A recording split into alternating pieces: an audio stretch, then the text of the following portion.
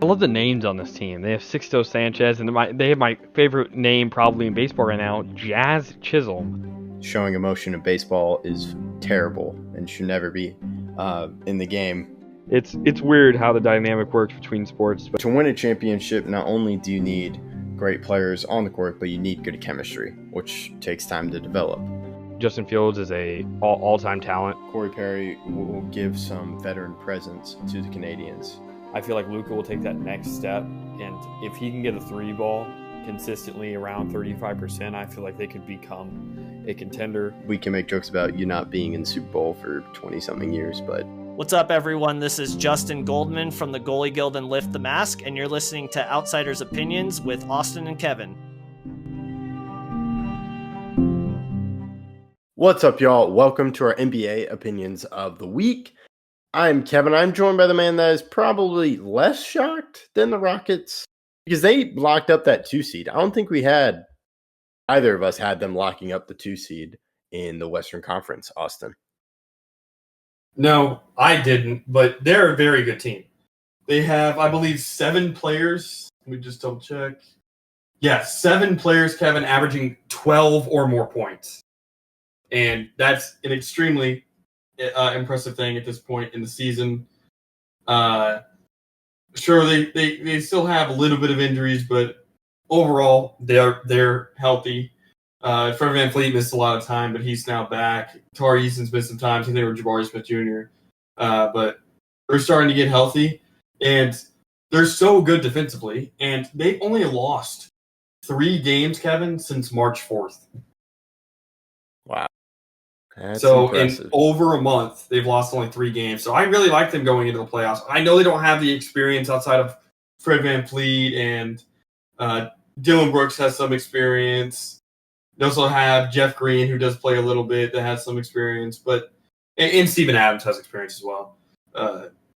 Steven Adams is also having one of the best offensive rebounding seasons of all time, if you go by like offensive rebound percentage. But I don't think it matters when your defense is this good.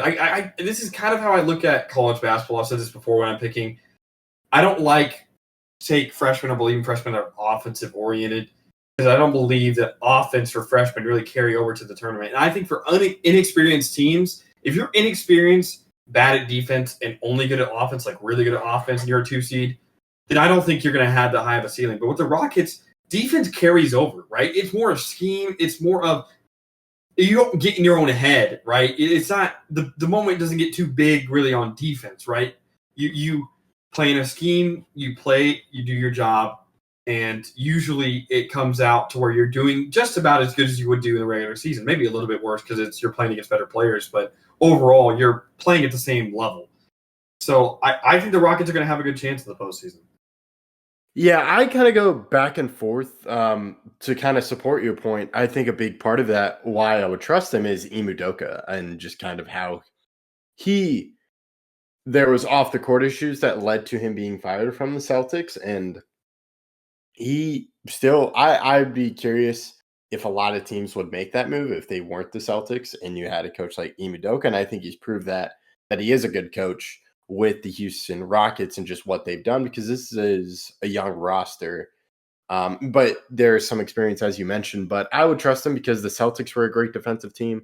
I'm trying to think, that Warriors team that beat the Celtics, that was with Ime Udoka as the coach, correct?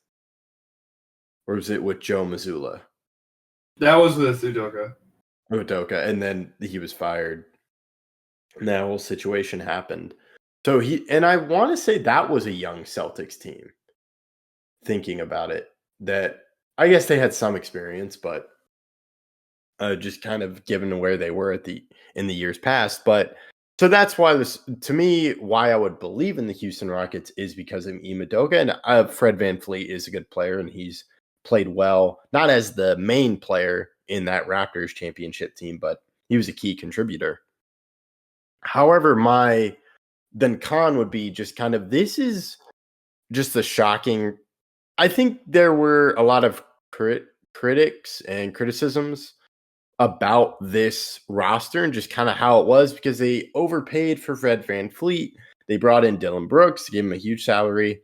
I believe they traded for Steven Adams, and then you had a lot of young guys. So it was just interesting, like, how's this all going to work out? They missed the playoffs last year, but now this year, they're, of course, the second team in the West, which is pretty impressive and locked up. To me, that's what's impressive is they're not just fighting for the number 2 seed. They pretty much solidified it as, of course, they weren't going to get the 1 seed, but they're 3 games ahead of the Lakers, who are at the 3 seed. So just kind of, to me, they seem like a fluky year to me, given where they were, but maybe it just takes time to figure that out. So I'm very interested to see what happens, and it depends on who gets that 7 seed, because if it's the Timberwolves, if they beat the Grizzlies or the Grizzlies win or the Warriors, I think there are a lot of intriguing options. I think I would take the Timberwolves in the series because you do have that run with the Timberwolves last year. However, it is going to be interesting. I don't know which way to go, so I'm probably going to be negative on them. Just like, how can I trust them in these moments? How do I see it not come crashing down? And that's kind of the reason why I didn't believe they would get the 2 seed, as well as we talked about in that video. Yeah, but I just, they made it to this point of the season. The West has been a gauntlet all year, and they're still the 2 seed. Again, they've only lost 3 games in over a month and 2 weeks. So I just find it hard to believe that now's when they slow down. But again, the West is so good that they could start losing in the first round, because their first round match is going to be a difficult one, right? It's not going to be a gimme. There is no gimme series in the West. Even OKC in the first round, I don't think it's going to have a gimme team. So it's going to be, as long as the Kings or Mavs don't get in. And so I think the Rockets are going to have a good chance. But also, it's a very competitive West. So any team could really make it out. But I think any team could. I don't think the Rockets are a team that I don't believe in just because they're younger. Again, their defense is very good. Their rebounding is very good as well. And I think their coaching will help carry them through.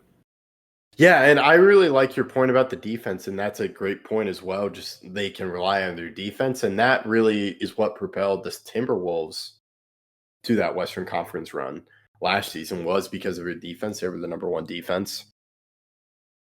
So we'll have to see, but yeah, I'm not really a betting person on the West, and just because of, as you mentioned, it's a gauntlet as long as the Kings or Mavs don't get in. But we'll keep an eye on that. Of course, we'll keep you updated. Let us know your thoughts in the comments. We appreciate you listening to Outsiders Opinions.